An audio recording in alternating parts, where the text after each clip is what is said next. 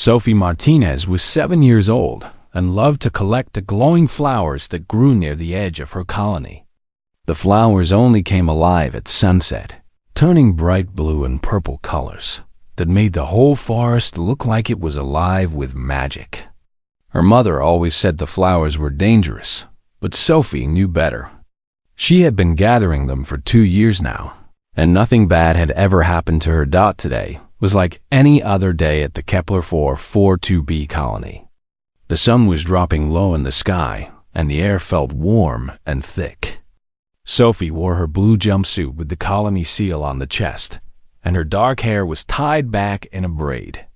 She walked with 4 other children from her school class, all searching for the prettiest flowers they could find.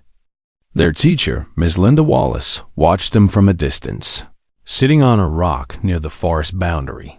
The Silent Vox forest stretched out before them like a wall of green and gold. Trees grew so tall that they looked like they touched the sky.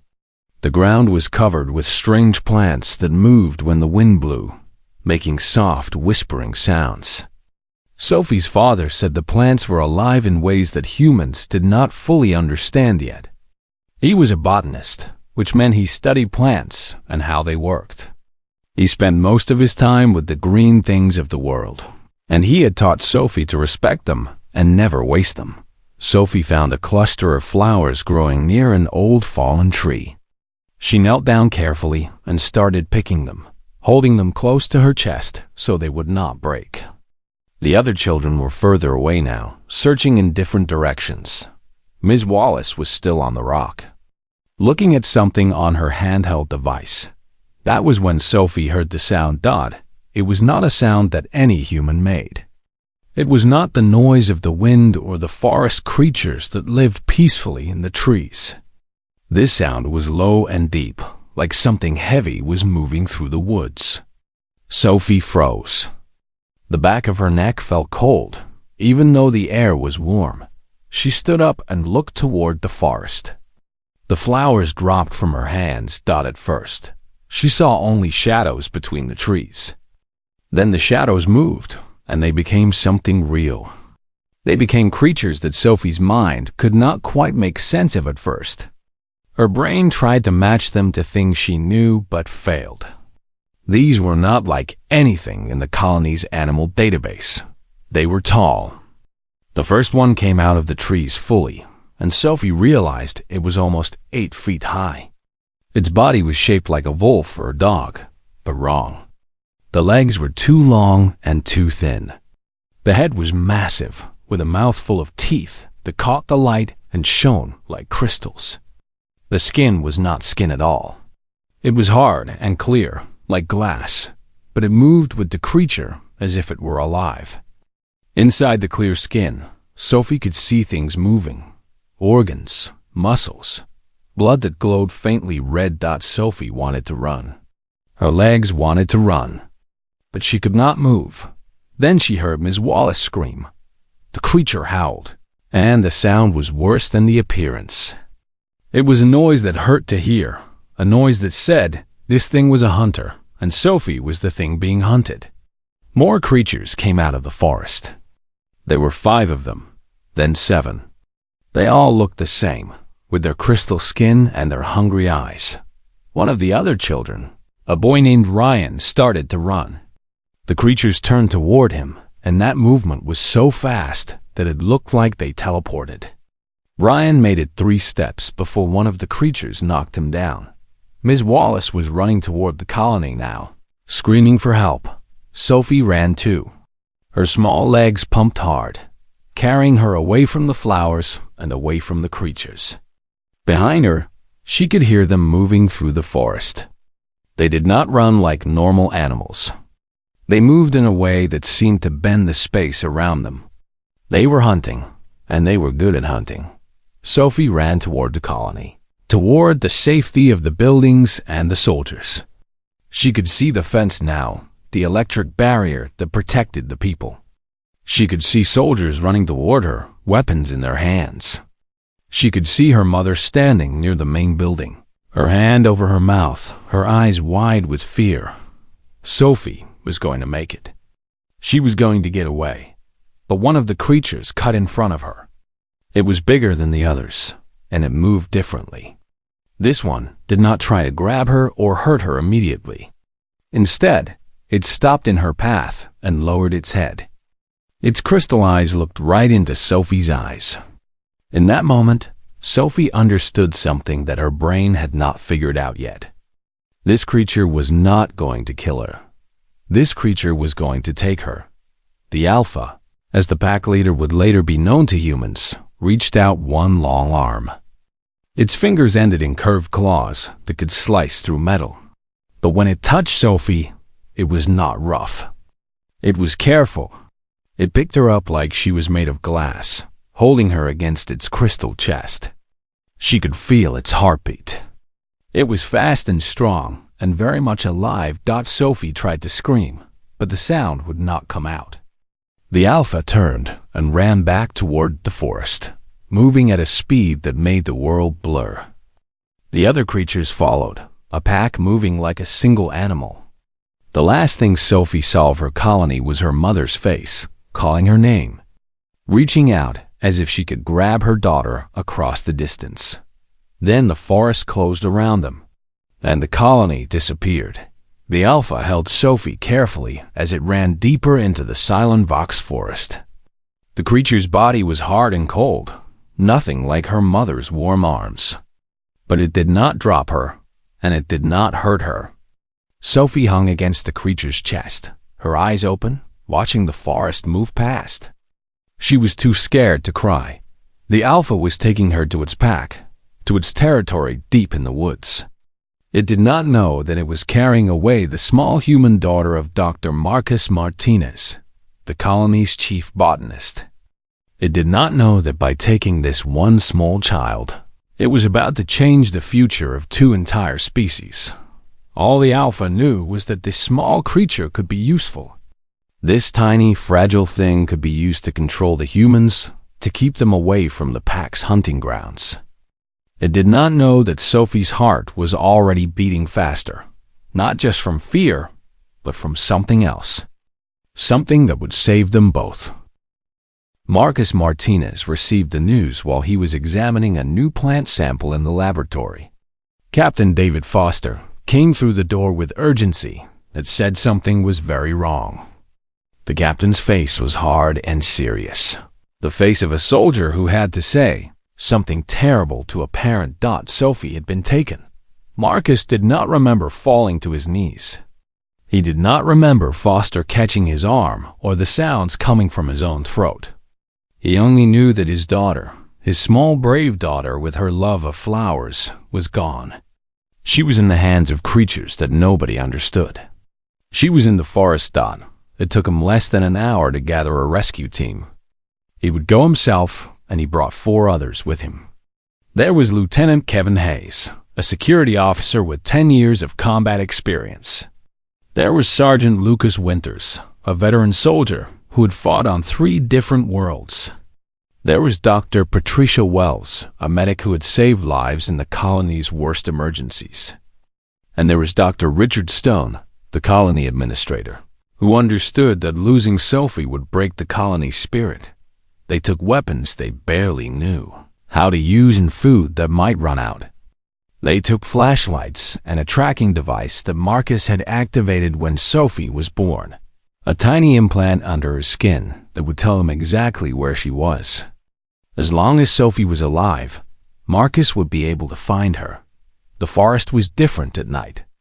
It was darker and more alive.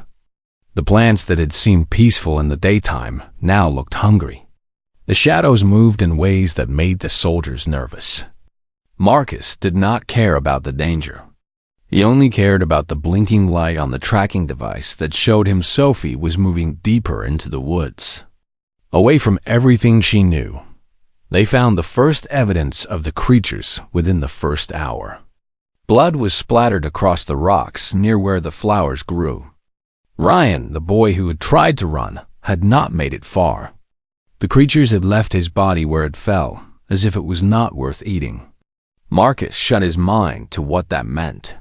He could not think about what the creatures did. He could only think about moving forward, The forest became harder to travel through as they moved deeper. The rocks became sharper and more dangerous. There were pools of water that glowed in colors that had no names, and Patricia warned the group that the water was likely poisonous. The ground dropped away without warning, and they had to use ropes to climb down into deep valleys where no sunlight had ever reached. The darkness was so complete that their flashlights seemed small and useless. 3 hours into the journey, they heard the first howl. It was distant, but unmistakable. It was the sound of the creatures calling to each other. Kevin put his hand up, and the group stopped. They stood in the darkness, listening. The second howl came from a different direction. The creatures were ahead of them, but they were also off to the sides. Marcus understood what that meant. The creatures were moving in a pattern, a hunting pattern. They were being followed. Lucas wanted to fight. He wanted to set up an ambush and take as many of the creatures as they could. But Kevin knew better. The soldiers had weapons designed to kill humans and earth animals. The creatures had skin that looked like crystal. Nobody knew if bullets would even hurt them. Instead, they moved more carefully. They moved like they were ghosts passing through the forest. They used the rocks and the plants as cover. They moved slowly, and Marcus had to force himself to match their pace. Every second they moved slowly was a second Sophie stayed in the hands of those things. The forest opened up into a wider space as midnight approached. There was a ravine with a stream running through it, water that glowed faintly green. On the other side of the ravine was a cave entrance. The rocks around it were smooth and worn, as if many heavy things had passed that way many times. Marcus's tracking device showed that Sophie was somewhere near that cave. They found a place to hide near the water and made a silent camp. They did not use fire. They did not talk. They sat in the darkness and waited, because moving forward in the dark would mean giving away their position to creatures that could hunt in the dark better than any human could. Patricia tended to their cuts and bruises. Lucas checked his weapons and cleaned them with a cloth, making sure they were ready to fire. Kevin studied the cave entrance through the scope of his rifle, and Marcus looked at the tracking device, watching the blinking light that was his daughter. And he prayed to every god he had ever heard of that she would still be alive when he reached her dot. What Marcus did not know was that Sophie was being held not as a prisoner, but as something more valuable than that. The Alpha had recognized Sophia's small size and her youth as tools. The pack had used this creature. They could use her to control the humans. They could use her to survive. But as the night deepened, something unexpected began to happen in the cave where Sophie sat. The Alpha had torn its side open on sharp rocks while making the run through the forest. The wound was deep and bleeding. Sophie, who had spent her whole life listening to her mother talk about medicine and healing, began to do something that no creature in the forest would have expected. She began to help the Alpha. She used water from the cave pools to clean the wound. She found plants that grew in the cave, plants that her father had taught her about, plants that had healing properties. She worked carefully and slowly, aware that one wrong move could get her killed. But her fear was smaller than her need to help. It was smaller than her understanding that this creature was hurt and alone, just like she was. The Alpha did not move to stop her. The creature simply watched, its crystal eyes following her hands as she worked. And in that moment, something began to change. Something began to crack in the pure logic of predator and prey. The cave system was larger than anything Marcus expected. The tracking device led them through narrow passages where they had to crawl on their bellies, and through open chambers so vast that their flashlights could not find the other side. The walls glowed with the same bioluminescent light that covered the forest. It was beautiful and terrible at the same time. They moved for hours through the darkness. Kevin kept his weapon ready, but there was nothing to shoot at. The creatures seemed to have gone deeper into the cave system, away from the entrance. Marcus understood why. The creatures were intelligent. They knew that humans would follow. They were moving to a place where they could fight without being trapped. The cavern they finally reached was circular and huge. The ceiling rose up at least 40 feet, and the walls were covered with what looked like fur or algae that glowed in waves of blue and green light. The floor was smooth and polished, worn by countless generations of creatures walking across it. And in the center of the cavern, on raised stone platforms, were the creatures themselves. There were 7 of them, maybe 8. It was hard to count because they kept moving. They were arranged in a pattern, with the largest one in the middle. This was the Alpha, the one who had taken Sophie. Its crystal skin was darker than the others, and there was fresh blood on its right side. Beside it, small and fragile, was Sophie. She was alive. Marcus wanted to run forward, but Lucas grabbed his arm and held him back. The creatures had not moved, but they had noticed. The Alpha's crystal eyes fixed on the humans, and its mouth opened slightly. Not in a smile. In warning, Sophie's face was streaked with dirt and tears, but she was not hurt. She was sitting against the Alpha's body, using its hard chest as a backrest. That sight made something twist inside Marcus. His daughter was touching the creature. She was not fighting. She was not trying to run. What Marcus could not see was that Sophie had been working with the Alpha's wound all night. She had found plants that grew deep in the cave, plants that she recognized from her father's teachings. She had crushed them and mixed them with water, and she had applied them to the Alpha's wound. She had done this alone in the darkness, working while the other creatures watched. The Alpha had not understood at first. Pain was something to fight against, not something to accept help for. But Sophie had moved with care, and she had spoken in a quiet voice. She had used words that the creature could not understand, but the creature understood her tone. She was not attacking. She was helping Dot by mourning. The Alpha's wound had stopped bleeding. The pain was less, and the creature was beginning to understand something that no human had ever thought possible. This tiny, fragile creature was not trying to hurt it. This tiny creature was trying to save it. Now, as Marcus and his team stood at the edge of the cavern, Sophie stood up. The movement was slow and careful, as if she was making sure the humans saw that she was safe. The Alpha did not move to stop her. Sophie walked forward, away from the creatures and toward her father. Each step was slow. The other creatures watched but did not attack. The Alpha watched but did nothing. When Marcus could not stand it anymore, he moved forward. Kevin tried to grab him, but Marcus was already running. He ran across the smooth floor of the cavern, and as he ran, nothing attacked him. He reached Sophie and scooped her into his arms, lifting her off the ground. She was real. She was warm. She was alive. That was when the sound came. It was not the creatures. It was a new sound. The sound of weapons being fired. The sound of human weapons. The cavern's entrance exploded with light and noise. Krell hunters had followed them through the forest. The Krell were a species that the humans had been at war with for 5 years. They wanted the Deathworld creatures alive or dead, and they did not care which. The Krell soldiers poured into the cavern, moving with military precision. Their weapons were advanced and deadly, designed to kill anything that lived. They fired at the creatures without hesitation. The creatures howled in pain and anger, and the sound was so loud that rocks began to fall from the ceiling. The Alpha roared, and the sound was different from its hunting howl. This was the sound of a pack being threatened. The other creatures moved forward to meet the Krell, and what followed was not a battle. It was chaos and death and fury beyond anything Marcus had ever seen. Marcus pulled Sophie close and dove behind one of the stone platforms.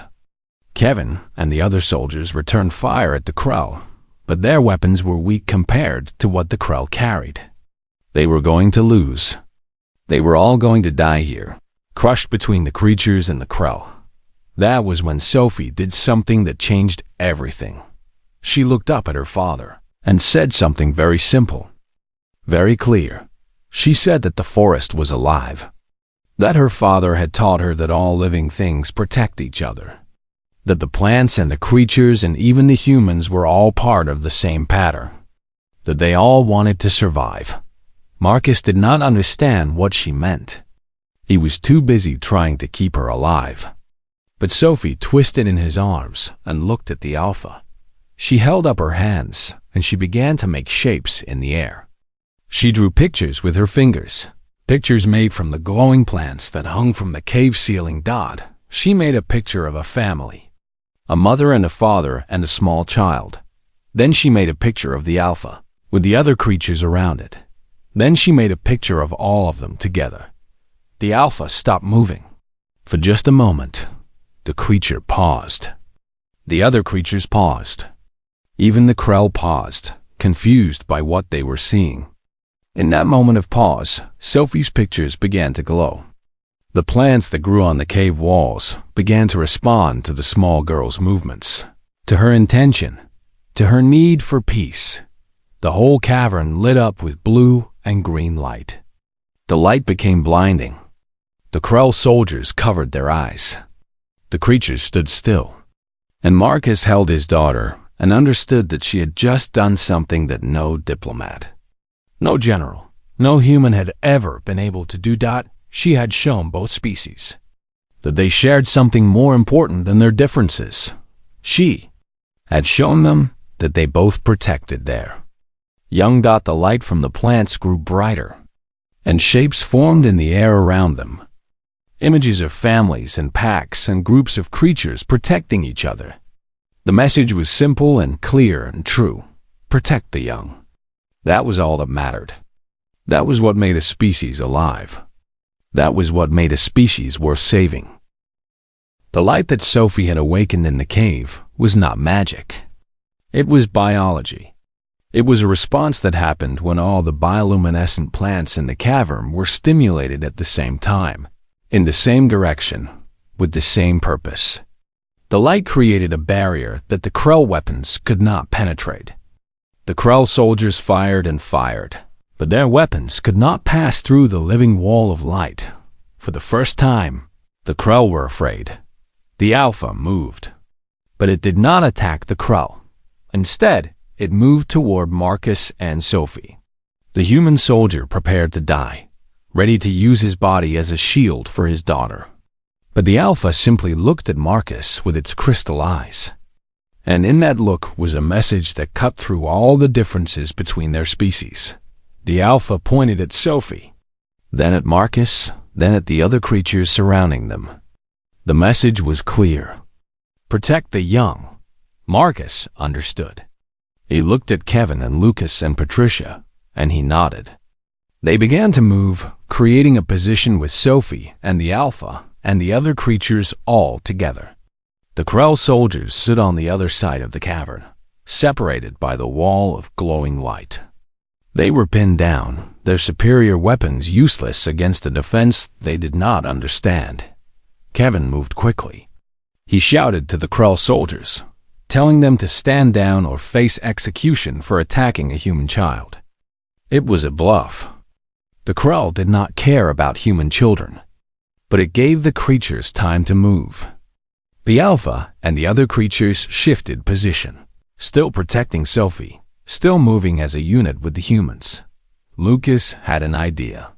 He said that the cave entrance was narrow. If they could reach it and defend the passages behind them, they could hold off the Krell. They could survive the night and reach the colony by morning. It was not much of a plan, but it was the only plan they had. The Alpha made a sound, a clicking noise that ran through the other creatures like electricity. They understood. They had understood for hours now that this small human child was the reason they would live or die. The light that Sophie had created was still glowing around them, and as long as it glowed, the Krell could not shoot. They moved as a group. The creatures protected the humans. The humans held Sophie between them. Patricia kept her hand on the small girl's shoulder, feeling her trembling but never shaking. Marcus stayed at the front with Kevin, both of them ready to fight if it came to that. Dr. Stone stayed behind, making sure nobody was left behind. The passage back to the cave entrance was long and dark, but they could see the creatures' bioluminescent markings showing them the way. The Alpha moved first, checking each turn and each passage before the others moved through. This creature, this thing that had taken Sophie from the colony, was now protecting her like she was a member of its own pack. The Krell tried to follow, but the passages were narrow. The creatures' bodies blocked the way, and even with their superior weapons, the Krell could not get a clear shot. They fired blindly into the darkness, and some of their shots hit the creatures. One of the smaller creatures went down, blood dripping from its crystal body. But it did not stop. It kept moving, driven by the same instinct that made it protect Sophie in the first place. Protect the young. That was all that mattered now. They reached the cave entrance as dawn was breaking. The forest was beautiful in the morning light, all gold and green and alive with singing birds. Sophie walked out into the light, and she was squinting against the brightness. She had not seen the sun since she was taken, and it felt like she had been away for years instead of hours. The Alpha did not follow them out of the cave. The creature stood at the entrance, with the other creatures behind it, and it looked at Marcus with those crystal eyes. The message in that look was complicated and deep. It said that this alliance would not last forever. It said that humans and creatures would go back to being separate. But it said something else too. It said thank you.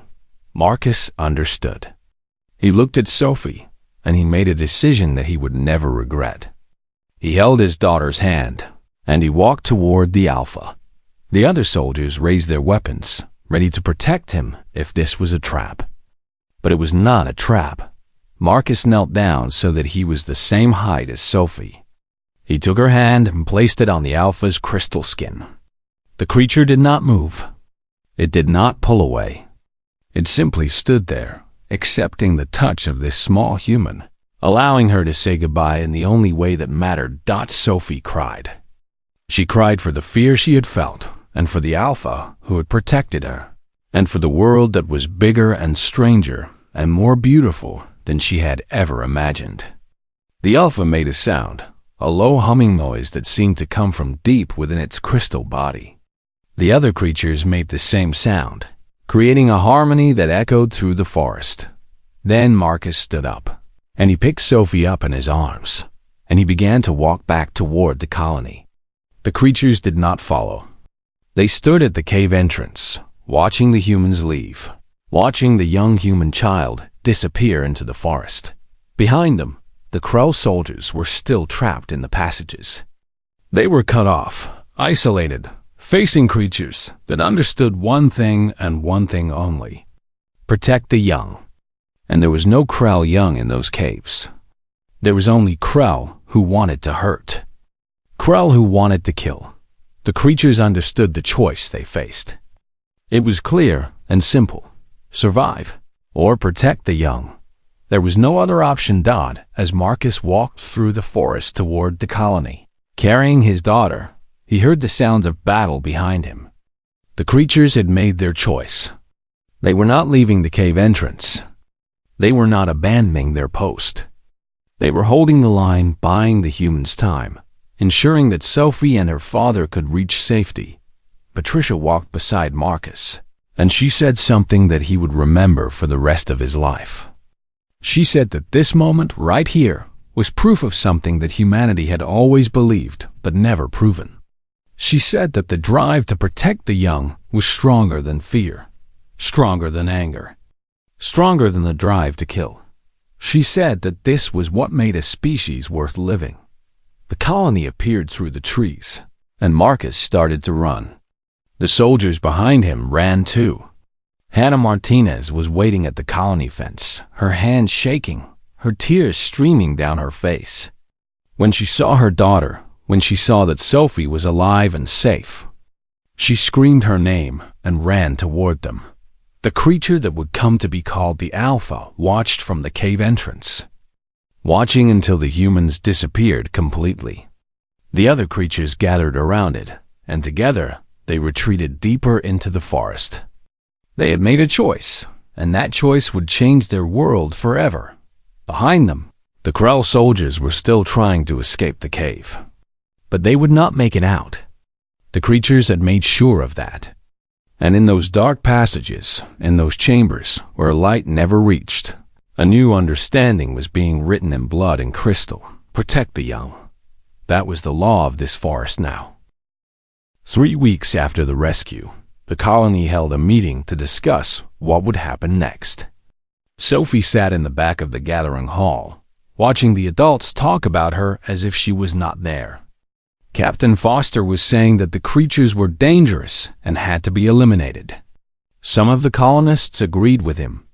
Others were silent, remembering what Sophie had told them about how the Alpha had protected her, how the creatures had fought against the Krell to save a human child. Dr. Stone listened to all the arguments. He listened to the fear and the anger and the confusion. Then he made a decision that would change the history of 2 species forever. He said that the creatures were not invaders. They were intelligent beings that had made a choice to protect human life. That choice deserved to be respected. He said that Sophie would be the bridge between their 2 species. The colonists did not like it at first. Fear is a strong thing, and the colonists had been afraid for so long. But Sophie was a strong thing too.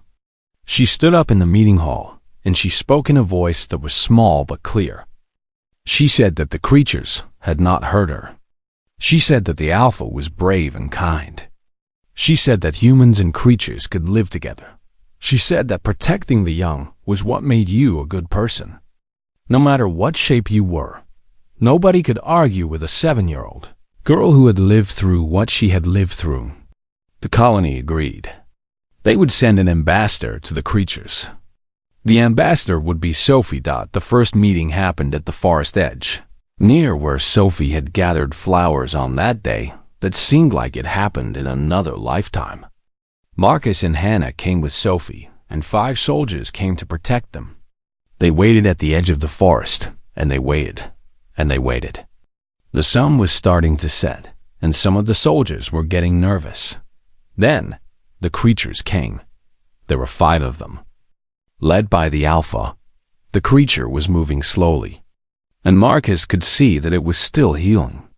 The wound on its side had scars now, and the crystal skin around it was darker, like it would never be completely clear again.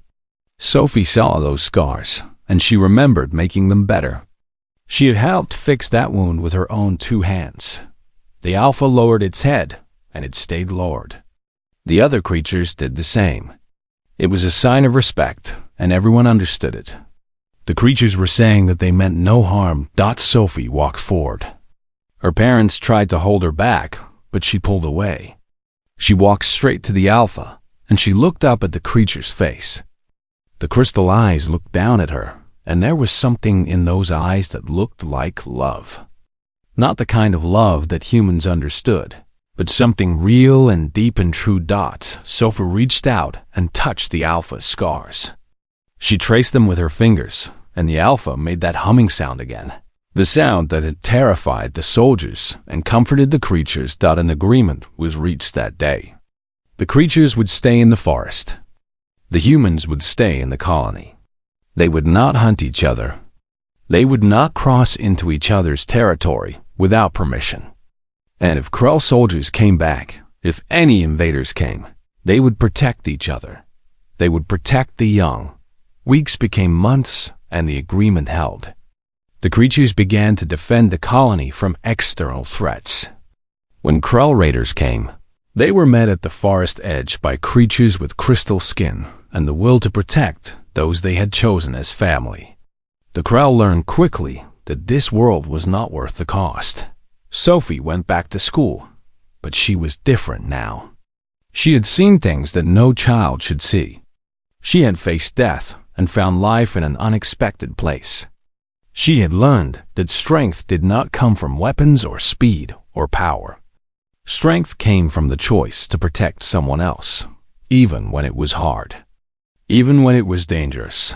Her school friends asked her what the creatures were really like.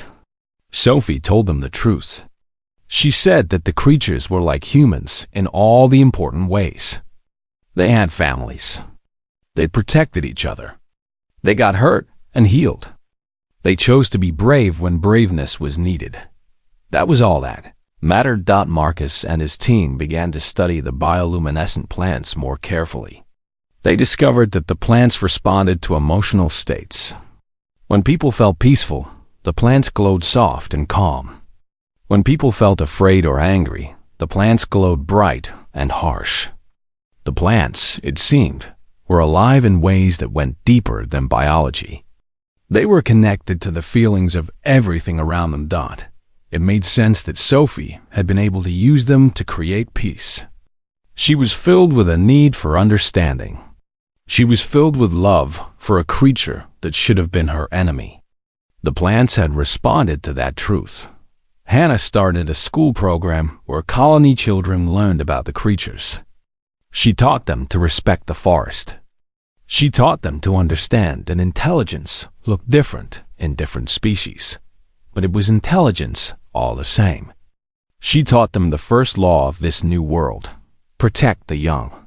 3 months after the rescue, Sophie sat at the edge of the forest with the alpha. The creature was mostly healed now, though the scars would never completely fade. They sat together in silence, the small human girl and the massive alien creature.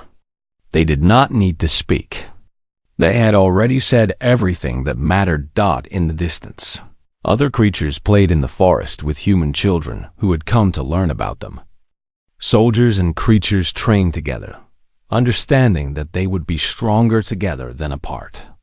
The Krell did not come back. Word had spread through the galaxy that this world belonged to creatures that would protect their young to the death. On Earth, a message was sent. Scientists and diplomats and leaders read the story of a small girl and a crystal creature and 2 species that had found a way to live together. Some of them thought it was impossible. Some of them thought it was the beginning of a new kind of human future.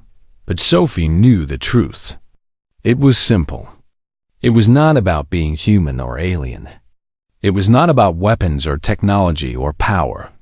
It was about understanding what really mattered. It was about seeing another being's heart. No matter how different the being looked, it was about the choice to protect the young. And that choice, once made, could change worlds. Years later, when historians would look back at this moment, they would call it the beginning of the new peace. They would say that humanity's greatest strength was not its science or its weapons. It was not its speed or its intelligence or its ability to build cities and machines. It was the ability to see value in a stranger, to choose compassion over fear, to protect someone else's child as if they were your own. Sophie would grow up and become an ambassador between species. She would teach others what the Alpha had taught her without words, what the forest had taught her through the glowing plants, what her own courage had taught her in the dark cave. That love was stronger than fear, that the drive to protect the young was stronger than the drive to kill. That understanding was possible, even between creatures that had nothing in common except the desire to survive.